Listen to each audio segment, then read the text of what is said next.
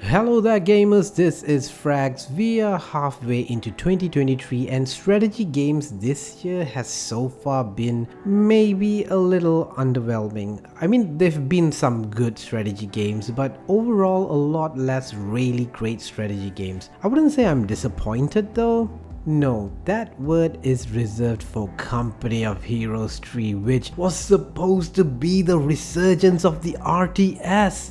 Anyways, there are still some upcoming games that are rather interesting, some really big ones that I'm looking forward to, and some that may turn up to be a surprise. Here are some of the upcoming strategy games in the second half of 2023. Mind you, these are games with a somewhat definite release date. So no, not you Manalords. Of course, there's nothing really definite in this world other than death and taxes, so these can change too. The first one is just around the corner actually.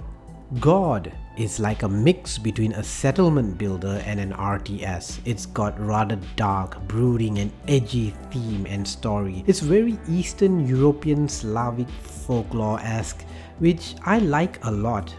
I've always found the folklore stuff from that region to be rather spooky. The story is driven by the RTS portion of the game and it remains to be seen if both these pieces fit well together. It does seem like it weighs more on the side of the RTS than a builder, but we can only judge it when we've tried it out. In a day and age where we have a ton of builder games, at least God is doing something thematically unique. I'll give them props for that.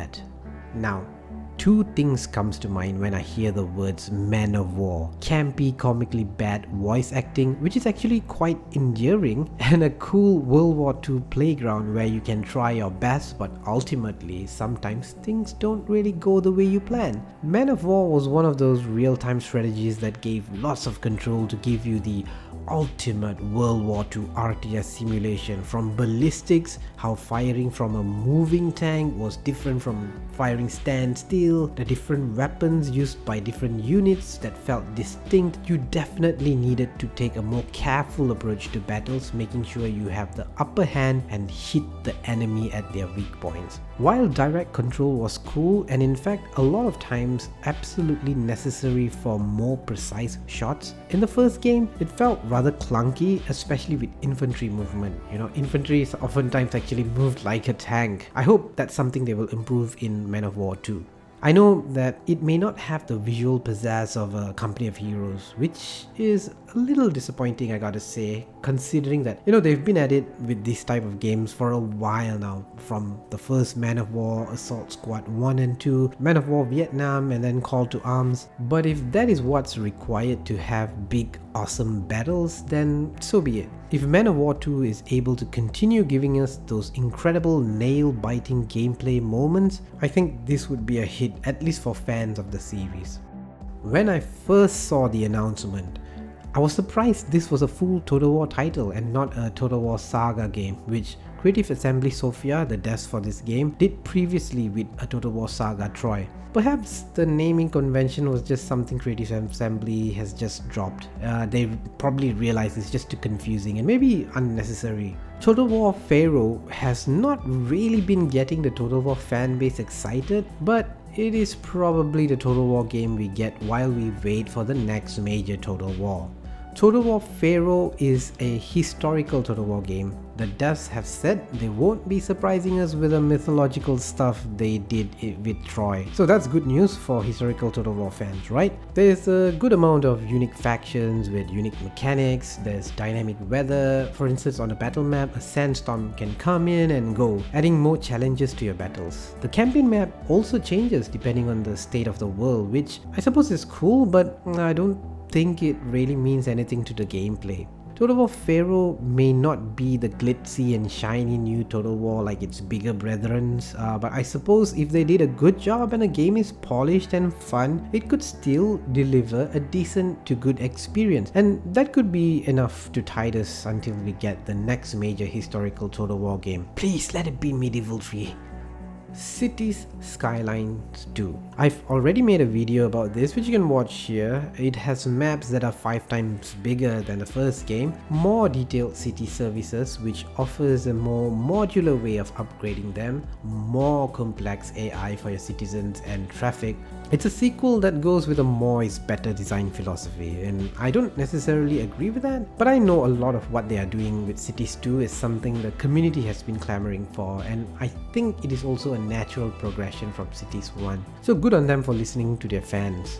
While everything sounds impressive, the more realistic simulation and all that is great. If the simulation works well and if the game isn't a buggy mess, I'm really crossing my fingers on that. I could absolutely see myself sinking many hours into this game. This game tops my most wanted list this year. Okay, hold it.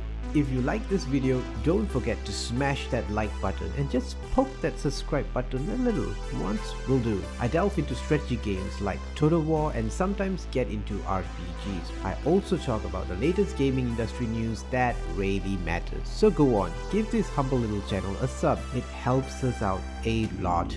Thank you so much, and now back to the video. So what do the devs that made Battletech, a licensed tactical and strategic Mac game, do next? A brand new tactical game set in a world of their own creation. That's right, the Lamplighters League may not have been getting as much mentions and certainly seems a bit lacking in the promotion side of things, but this gets on my list because of Harebrained Schemes' pedigree for making great tactical games. Don't forget, they also did the Shadowrun trilogy, so they really do know how to make good tactics game. Set in the 1930s in a post-World War I alternate history, the Lamplighters League is a tactics game with some parts of stealth gameplay and unique characters with their own special abilities. It's also got a strategic layer, a world map where you can send agents out on missions from your HQ. It actually gives me a lot of Indiana Jones sort of vibe, but with a heavier dose of the occult. There's a mystery to solve here with some unknown evil entity. So far, it's been looking like a light strategy game that's much more accessible than say Battletech, so I'm not totally sold on just the tactics side of things alone. There are so many tactics games out there, it would take something special for the Lamplighters League to stand out. I definitely need to check out the whole package before I can say whether this one hits the spot. Not really the most creative title for a game. In War Hospital, well, you know, it's in the title, you run a hospital during the Great War. But this isn't some cutesy slapstick humor theme park hospital clone, it's more of a management game where you prioritize your resources on what's important for the war. You know, this is exactly the type of game that is going to make you feel guilty for your decisions. The game's definitely going to play with your emotions and BAM! You decide who lives or dies. A small title, yes, but who knows, this could be like the next This War of Mine. Because from the brief gameplay glimpse I got from what they have shown so far, War Hospital reminds me of that game, you know, the one where citizens are trapped in a war zone. Like this War of Mine, there's a scavenging gameplay mechanic where you'll have to take the risk to find resources. Actually, now that I think about it, War Hospital seems to me like a mix between This War of Mine and Papers, Please. A little bit of scavenging and administrative task of choosing who to save. Very intriguing stuff. For Firefly Entertainment, they just can't catch a break. You know, every other stronghold they've made after the first one has been received with like mixed reviews, or it really never just captured a huge audience. Case in point, the previous one, Stronghold Warlords.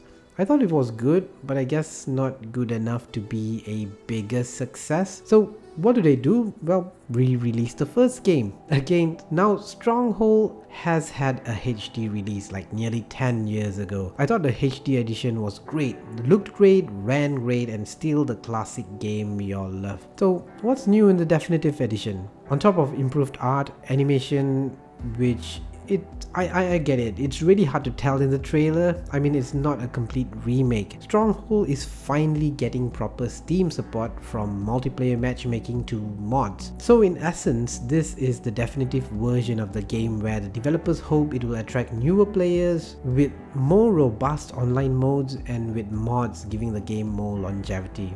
They'll also be adding 14 new missions, so there'll be something new for the old fans as well. There's a demo on Steam for it, and from what I've played, well, it's Stronghold. Now, if this was priced right, it would be a good option for fans to just move on to this version of the game. Or maybe Firefly, could actually consider giving a small discount to Stronghold HD owners. A price point hasn't been announced yet, and for me, that would be the make or break thing that would make me decide whether I want to get this game or not. So don't disappoint me, Firefly, please. So there you have it. These are some of the strategy games releasing the last half of this year with a known release date. It would be interesting to see what comes in the last 2 months of the year. Some of those uncertain releases might get a certain release date. Anyway, tell me in the comments what games are you looking forward to. Maybe something coming out in early access, maybe. This is Frags signing off. I'll see you in the next video. And thank you so much for watching the video and subscribing to the channel. That helps a lot. That's it. Bye bye.